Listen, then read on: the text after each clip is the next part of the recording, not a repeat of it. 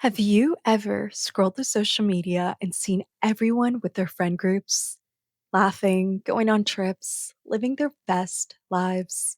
And you're sitting there thinking, how did they find their people? Why don't I have that? Well, I felt the exact same way. And I had to learn how to build a friend group from absolute zero in a whole new country as an adult. And today, we're diving into the how. If you're new here, welcome to the Quest for Self. I'm Allie, and if you've been here before, thanks so much for coming back. Today, we're getting into adult friendships. I moved to Spain when I was in a relationship, and I was in that relationship for about 8 years. During those 8 years, I was lonely. I'd fly back to California to see my family and lifelong friends, but in Spain, I didn't have that. I thought, I'm in a relationship, that should be enough, right? But it wasn't. I meet a few friends here and there, usually couple friends, but never deep friendships, never my people. Towards the end of the relationship, I was deeply unhappy. I knew this couldn't be my life forever, so I started trying to build a community. But it took hitting rock bottom to get serious. My mom had a stroke. I flew back to California, and my boyfriend broke up with me via text. Ground zero. The life I built was gone. My California friends felt very distant, and in Spain, I had no one. So I made a decision. I'm going to create a community from scratch. It took about a year and a half. I remember sitting alone in my apartment with my dog thinking, either I stay stuck or I decide this is the moment that everything changes. So I decided.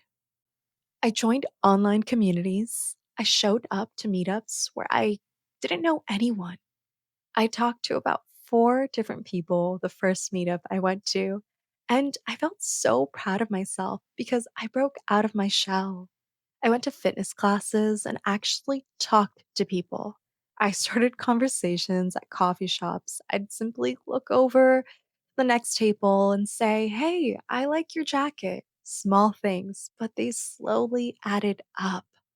I also reached out to friends in California, girls I was really close to in college, and friends from high school.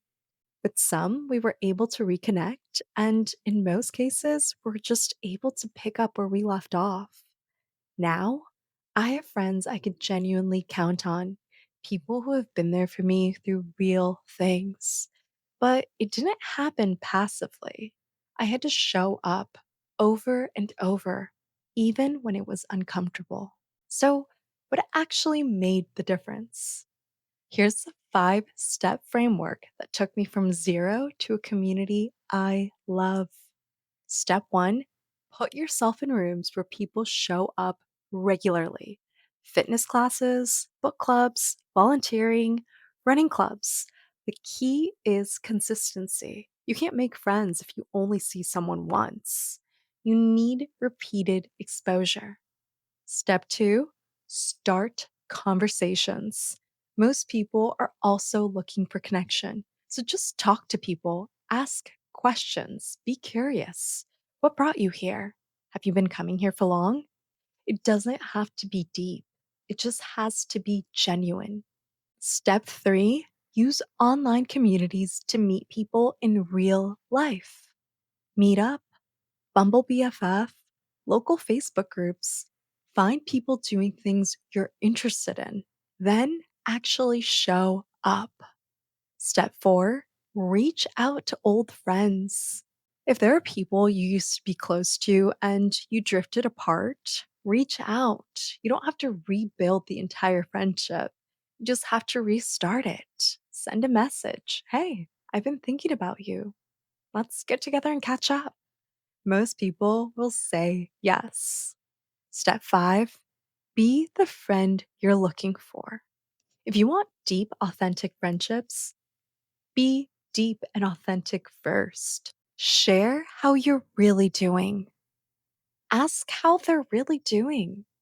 Friendships, they don't form from surface level interactions, they form from real ones. And here's the thing, it's not about finding 100 friends, it's about finding a few good ones. Quality over quantity. You don't need a massive friend group. You just need people who see you and show up for you. So here's what you could do this week. One, identify one place you could show up consistently: a class, a group, volunteering, somewhere you'll see the same people each time you go. Two, start one conversation, just one, with someone you don't know. Ask them a question. Be curious. Three, reach out to one person you've been thinking about. Maybe an old friend, an acquaintance, someone you'd like to know better. A simple text like, hey, I'd love to catch up. Are you free? Three moves. That's all it takes to start. And starting is everything. You don't have to overhaul your life overnight. Just take one small step toward connection, and then another, and then another. Because loneliness isn't a life sentence, it's just a season. And seasons change when you decide to change them. So, next time you see someone with their people, laughing, living that life, just know they figured it out. And so can you, one conversation at a time. Thanks so much for listening to this episode of The Quest for Self.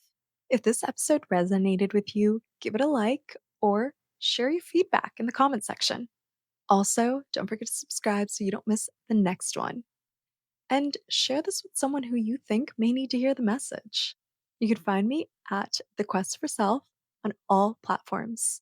And one thing I always want you to remember, you don't have to earn your way to a better version of yourself.